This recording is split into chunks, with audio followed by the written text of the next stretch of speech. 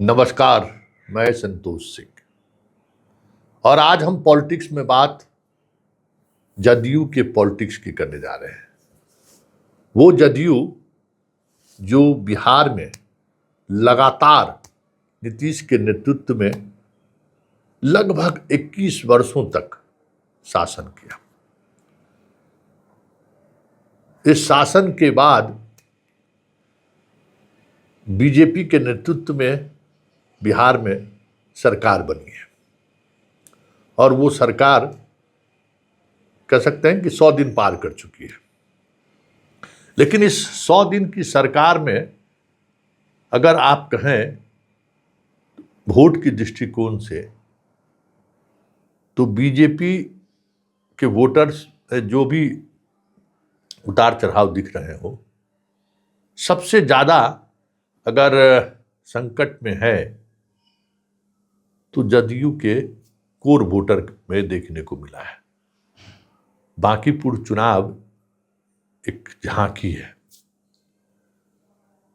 बाकी अभी बहुत कुछ बाकी है, क्योंकि नीतीश कुमार के हटने के बाद भले सरकार में जदयू का मतलब कह सकते कि रिप्रेजेंटेशन कास्ट के आधार पर बड़ी मजबूती से जो पहले कॉम्बिनेशन था वो कॉम्बिनेशन आज भी है।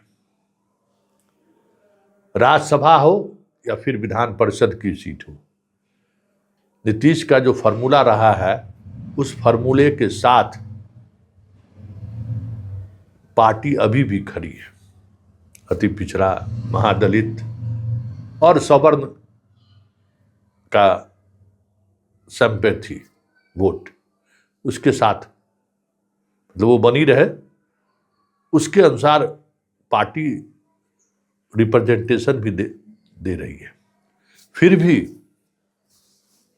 लगातार जदयू के वोटों में क्षरण हो रहा है। ये जो फील्ड के लोगों से जो हमारी बात हो रही है उनसे साफ दिख रहा है। इसकी एक बड़ी वजह है कि हर मंत्री, हर विधायक अपने में मस्त है, बस अपना हाथ जगन्नाथ, सब अपने अपने विभाग में अपने तरीके से लीन है। एक लीडरशिप के नहीं रहने से इतना बड़ा फर्क पड़ा है जदयू में, जदयू के करीब से देखने वाले लोग महसूस करने लगे। कोई एक मंत्री ऐसा नहीं है जो पूरी जवाबदेही के साथ जदयू के विधायक और मंत्रियों का नेतृत्व कर सके, कोई एक भी नहीं। नीतीश कुमार जिस वजह से गद्दी छोड़े हैं सबको पता है, कम से कम विधायक और मंत्री को तो पूरी तौर पर पता है। इसके बावजूद भी पार्टी वो लाइन नहीं ले पा रही है जो लाइन लेने की जरूरत है। हालांकि संजय झा जी 2 इश्यूज पे क्लियर कट लाइन लेके बीजेपी को संदेश देने की कोशिश उन्होंने जरूर की है, क्योंकि बीजेपी बिहार और देश में जो कर रहा है उसका नुकसान अगर सबसे ज्यादा किसी को उठाना पड़ेगा तो वो जदयू जैसी पार्टियों को उठाना पड़ेगा। इसलिए छात्र वाले आंदोलन के इशू पर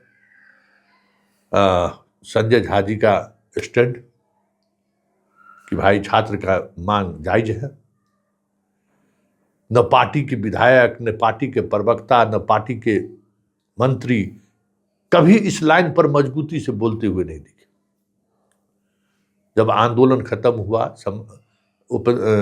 जब मंत्री का इस्तीफा हो गया, तब संजय झा का बयान आया जब वो पटना है।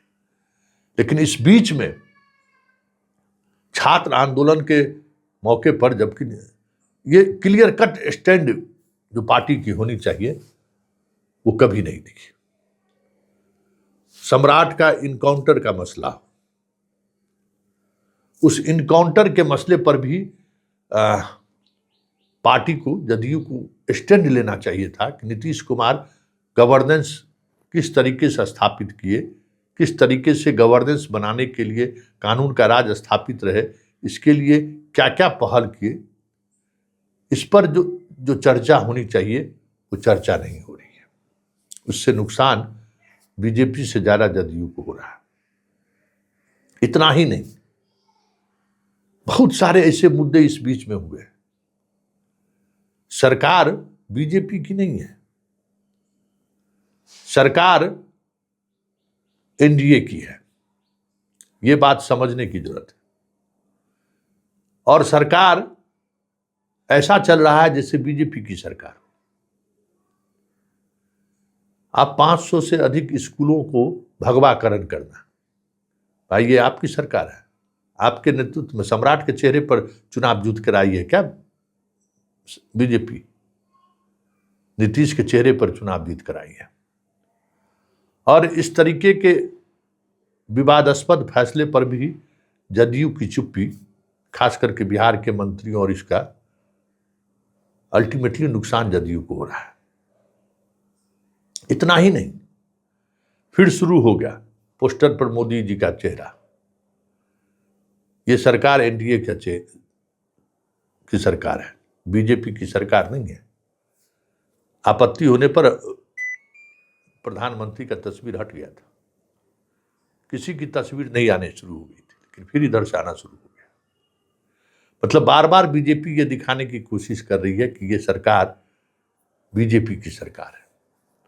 और इसको लेकर जदयू और जदयू के मंत्री और विधायक का जो स्टैंड होना चाहिए था, पार्टी पदाधिकारी का जो स्टैंड होना चाहिए था, वो स्टैंड लेते हुए दिख नहीं रहे। और इसका असर ये हो रहा है कि काफी तेजी से जदयू का आधार वोट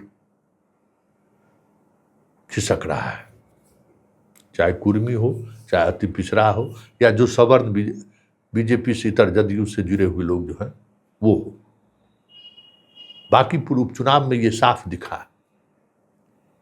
किस तरीके से अति पिछड़ा बीजेपी को वोट देने से